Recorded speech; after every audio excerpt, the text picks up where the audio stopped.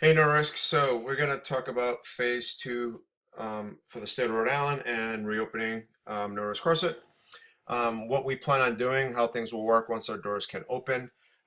We're not getting the full guidance from the state until tomorrow around 10, but I wanted to get this out sooner than later just so you guys had something to go by. I don't believe that there's going to be any drastic changes. So there's only one section where, and I'll talk about when we get there. So the first off, thank you guys so much for all the support you have given to us through this whole process. Thank you to all of you who have stuck through us through the entire time. It cannot be overstated. Thousands of gyms across the country have closed, but we were able to make it, and not so far. We're not out of the woods yet as our overhead increases again because we're going to have cleaning and payroll and all those things. And we're still working through the financial losses from our loss of revenue from memberships, etc.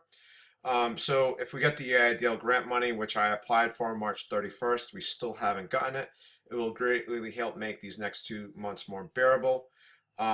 If you do know people who were on the fence about joining, now's the time to encourage them to get back because we have a lot of open available time to do those one-on-ones and assessments and get them in the door. And we could use the new members because unfortunately we did lose a bunch of memberships when we were forced to close. So it's going to be the same, but it's going to be different. And I promise you we're going to do our best, but please bear with us as this is a learning experience for all of us. 7 years ago, we opened on June 1st, 2013. It was a Saturday. It feels like we're reopening again for the first time, June 1st, 2020, just on a Monday. There's a lot there. And I saw this meme posted, but please understand we've really just withstood one of the hardest personal and professional challenges that I've ever faced. We're excited to open, but it's very stressful. So just please bear with us and do your best. I know you guys have been awesome, but if things aren't exactly like they were before, please just give us a chance and please work with us as we work through all the bumps and obstacles that we may foresee. I've done my best to try to troubleshoot those, but there's always going to be something. Memberships.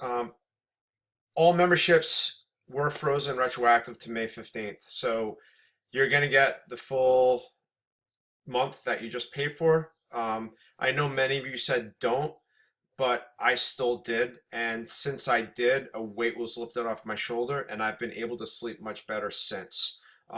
The month and a half prior to that, the sleep I had was horrible. I just was entirely unsettled. All those holds are going to come off June 1st. We may have a couple of fundraisers. So if you want to support us in that way, that would be greatly appreciated. Those fundraisers will give you value for your money while you're supporting us. But just taking your money for your memberships, I didn't feel I was giving you the value that you were paying. That's why, regardless of what you said, I'm stubborn and I did put them all on hold. Equipment returns tomorrow from 1 to 4 p.m., Saturday from 8:30 to 10 a.m., or by appointment. The one thing we do ask is once we reopen, please do not return equipment to a coach during a class. Right now, it's going to be hard enough working through the new format and procedures for our coaches and coaching staff. So please just don't do it during a class. If there's time at the end of class, because there's going to be buffer time built in, then you can potentially do it if the coach is open to accepting that equipment and putting it back then. Please return all equipment by June 5th. And that's going to be necessary to make sure we have all the equipment that we have in place in the main gym. Classes, all right? Our CrossFit only is what we're going to start with. Same class schedule. The only difference is we're going to add a 7:30 a.m. on Saturday morning, just because the 8:30 class was the largest class we've normally had. We need to, with the guidelines, reduce the number of classes. We believe we are going to be able to have 15 people inside. Weather permitting, we may have up to 5 outdoor spaces, potentially 6. That would keep us within the group of 20. I just need to make sure the state's going to allow a group of 20 before we move forward with that, but that's where we're thinking. Still going to do personal training. That's going to be by appointment. The open gym is going to be in the sports room in non-class hours. If there's class hours, we ask that you don't work out during open gym in that back room. For now, all burn classes are canceled. We'll revisit in the future. We cannot afford the overhead to get those up and running. If you do have burn classes remaining on your pass or on your passes, you can trade those in for CrossFit classes. Sports performance classes are now all canceled. We will do sports performance classes for teams, private training or semi-private training. So if you know people, or if you have kids and you want to get a group of kids together because their sports are canceled, we will set up classes for groups of kids. And we can hold those either in the front room or in the sports room, or we can hold them at a park where we can actually have more spacing between groups. So if you have any referrals for those, that would be greatly appreciated. As always, you guys matter the most. We've always had your best interests in mind when it comes to your health and longevity. This has been the focus of our training, and this is the focus of our reopening. And the focus is going to be on current science as well as state guidelines. Sometimes there's a lag between when the science comes out and the state is able to issue guidelines. We're going to follow all state guidelines, but do realize that if we see really solid science coming out and that's going to be implemented in the best practice and keep you safe, we're going to do that before any state guidelines come out. A few things about viruses. Right here we have these seasonal factors for viruses, which is temperature, absolute humidity, and sunlight vitamin D status. All right, now we're going to keep the garage doors open. So basically the temperature and everything outside is going to be the same as inside. And because of that, with the humidity in the Northeast and the warmth, all right, it's going to change the dynamics of droplets for those airborne aerosols, all right? And then there's a couple other things going on with this. So there's 3 things: temperature, humidity, and sunlight vitamin D status all affects not only virus transmission, it also affects your health. So with that being said, if we look at, these are some tables from a recent review in the Journal of Virology. All right, HCOV is coronaviruses, including this COVID-19. All right, it's ending in April. Its peak time is December, January, February, March, because mainly people are indoors and there's a lot of that person-to-person contact. We're in a very tropical environment, so we have high absolute humidity in the summer. Our relative indoor humidity is relatively high as well. While the virus is more stable, all right, in the warmth, all right, the ability of the droplets are smaller in size, so there's less ability for airborne transmission. The predominant transmission is going to be touching things, or fomite transmission. And if you looked at what the CDC just said, the virus doesn't spread easily on surfaces as they once initially said. So it's good for us in terms of reducing the risk of members coming in. So one thing, just to protect yourselves, all right, getting sunlight, 5 to 20 minutes a day of sunlight exposure on a lot of your body is great. If you are stuck inside, or if you're one of those sunscreen fanatics and you're not getting the vitamin D through the sun, suggest taking a vitamin D supplement. All right, there's been a lot of research showing that there is a role of vitamin D in potentially being protective against COVID-19 and reducing mortality and morbidity when you get it. So vitamin D is very important. I've always said that. Nothing's changed with that. But if you haven't before, now's the time to make sure you get adequate sunlight on your body, or take that vitamin D supplement. Protect yourself. As always, this is from the CDC website. We want to maintain good social distance. I know that's extremely hard, especially when you be around friends again. But the big thing with this is that we try to do our best to comply. So no high fives, no elbow bumping, no elbow bumping, and just do your best to maintain that social distance. Wash your hands, all right, when you get home, but we're going to have hand sanitizer at the gym, and then we're going to routinely clean and disinfect those frequently touched surfaces or equipment. It's all in our opening guidelines. So as the CDC says, person-to-person spread is the main pathway of virus transmission, all right? But there has been a recent study out of China where they took 455 people who were exposed to an asymptomatic COVID-19 virus carrier, and nobody contracted the virus. So this is very good news for asymptomatic people of COVID-19. It's really showing that indirect transmission from somebody who's asymptomatic is not something we need to be concerned about.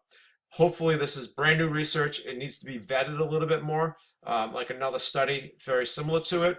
But this could set up more ease of restrictions in the guidelines in terms of masks, etc. But we don't know until the state says it. But I'm just presenting this to show you that it's really safe to come back to the gym.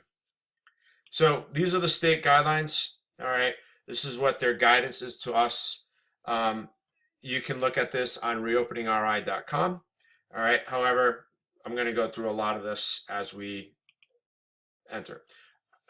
Please bear with us again. Unfortunately, things won't fully be the same for the time being. While individuals' perceptions may not agree with the guidelines in terms of the necessity of all of them, we want to stay open, so we need to do our best to comply. And that's not just the staff, but it's also you guys helping and working with us as well. This is new for us as it is new for you. And then just due to cost, at first we may need to have the gym cleaned less frequently. We're still going to get it cleaned, but it might be not nightly like we had it. We ask you to please do your best to clean up after yourself in the bathrooms and in the gym. And if you do use the shower, in that shower room. The facility. All communal doors are going to be propped open. No chalk buckets for the time being. If you bring a bag, we'll give you some chalk, so that way you can bring your chalk to and from class each day. The garage doors are going to remain open, and then we have 8-foot, 8-foot grids with all big equipment right there in your grid. Before class, if you're feeling unhealthy or sick, please stay home. If a coach thinks you look sick, they're going to send you home. Please respect that coach's decision. If you must enroll in class ahead of time using norisk.pike13.com. The classes are going to be 45 to 50 minutes long. It's going to be set where everything can be done in the grid for the time being. Classes are going to be capped, as I mentioned, it's probably going to be around 15 people. And we might be able to have some additional outdoor spaces if the weather permits. We'll know. If you're not going to be able to make it to class, please unenroll. We are going to charge a $1 late cancellation fee if you enroll within an hour before the class. Lastly, one of the guidelines is try to go to the same time class each day if you can, so you're around the same people. We realize that that might not be possible because of chaotic schedules and homeschool, etc. If you can, great. If you can't, do your best. All right, that's all we ask. That's all anybody can ask. Before class, please socially distance yourself at the front main door or in the front room. That's in the front of the building. We're not going to be using that room anymore. Masks are encouraged to be worn if you're waiting inside in that front room. If you're outside and it's warm, it's up to you. It's your prerogative. You can enter the main gym 5 minutes before class. Please do so one at a time and go to a station that you're going to pick. Please do not congregate at the cubbies. The other thing is, please have the workout on your phone. We're still trying to figure out a way to display the workout for everybody to see. I have a couple of ideas, but we're still working through that. Dressing rooms, if you need to, will be open. Change, then please go to one of the waiting areas inside or out. Drinks or protein are still going to be available for purchase, including Hanks. You can do that while you're waiting for class, or you can do it after class. As you enter the main gym, please use hand sanitizer. It's going to be on the wall to your right. to help reduce fomite transmission. This is one of the requirements, using hand sanitizer before and after. During the class, please do not wear masks when you're working out. If you feel you need to or you want to, that's your prerogative. But I really think it's not going to do any good, because the more you have a mask on, the more likely you're going to touch your face. Less airflow, etc. If you do choose to wear a mask, you feel faint or lightheaded and have a mask on, please stop, remove the mask, get your air back, and do not continue until you're fully back to normal. If you need to get equipment in terms of plates, dumbbells, or kettlebells, please do not congregate near the equipment one at a time or a couple at a time. You're encouraged to wear a mask when you're not in your grid and walking by people. We do have 8x8 foot grids. We do have a 3-foot walk space in between the grids. The programming is going to be set to ensure maximum compliance, and so that we can work through these guidelines, and it's going to be implemented in phases. So at first, there's not going to be any bikes or rowers probably for the first week or 2 weeks. Then we're going to add in the bikes or rowers at the stations. And then once things are flowing easily and we're more comfortable with the flow of things, then we can start doing some rig work. We have 12 stations at the rig. Every class is going to be a WOD rehearsal, where we're going to go through a couple of reps to make sure everybody's facing the same way to help to reduce the transmission of things. And that WOD rehearsal is mandatory. I know in previous, certain coaches blew off the WOD rehearsal. That's not going to be a choice anymore. Everybody's going to need to partake in that WOD rehearsal. That WOD rehearsal is going to be part of the warm-up, so you can start to feel the workout. It's all intertwined in the whole thing. Bathroom use is going to be one person at a time, one male, one female. We may not be able to hold up the class view since we are working with a shortened class structure. We will still be doing strength work, but the strength work is going to be at your station. All right, with the plates, it's probably going to be more tempo work for the start at the time being, and then as we progress, we're going to be able to do more and more stuff. But once again, it's not going to be the same. It's still going to be great. You're going to get a great workout, but it might just be a little different.